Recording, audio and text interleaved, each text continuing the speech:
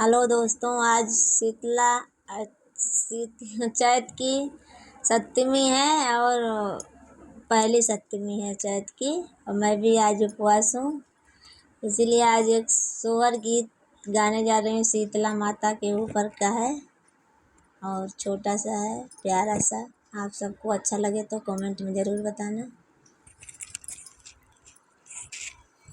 चाहते मानी मिया लगाऊ बाई शीतल का बोलाऊ बाई शीतल मैया आई आई शीतल मैया आई आई हो मैया चाहते माँ करब उपवास वाला लने हम मांगे बैला लने हम मांगे भाई हो मैया चाहते माँ भूखब साथी मिया लालने हम मांगे बैला लने हम मांगे भाई हो मैया ओही लालने माँ के कारण सबही मारई ताना सबही मारई तानाई हो मैया सासू कहाई नीर बसिनी ननद काई बजिनी ननद काई बजिनी नी हो ओ मैया पियावा तो घर से निकारई बाजिन कई पुकारई बाजिन कई पुकारई हो मैया पियावा तो घर से निकारई बाजिन कई पुकारई हो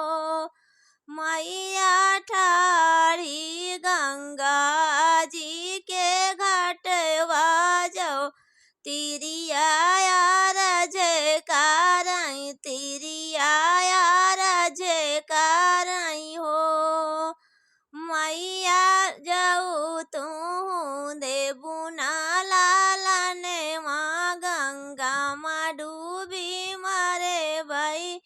गंगा माँ डूबी मारे भाई हो मैया जाऊ तू देबू ना लालने माँ गंगा माँ डूबी मारे भाई गंगा माँ डूबी मारे भाई हो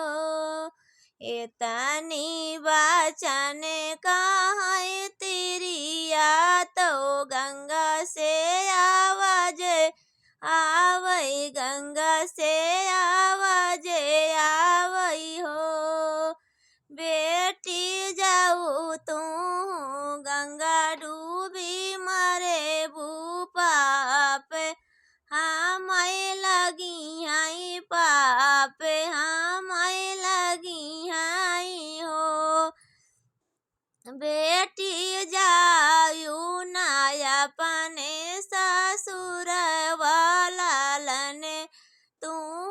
पाऊ भूलालने तू पाऊ भूनी हो बेटी जा तू नाया अपने ससुर वाला लने तू पाऊ भू बालक तू पाऊ भूई हो इतनी बचन सुनाई तिरिया तो घर लाउटिया माई तो घर लाउटिया माई हो 8 महीने माँ जऊ बीतई तो नमाए के लागई तो नमाए के लागते हो ओ मैया सुंदर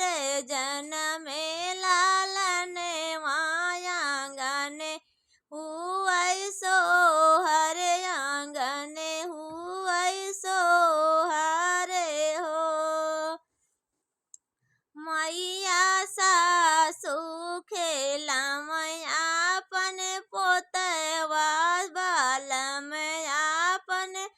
पुतवा बाल में आपन पुतवाई हो।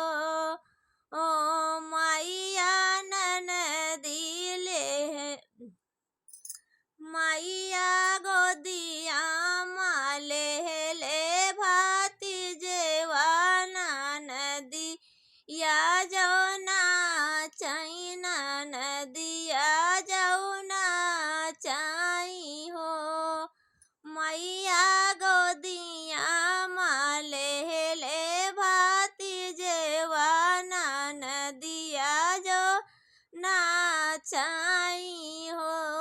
भौजी जुगे जुगे जिए तोरा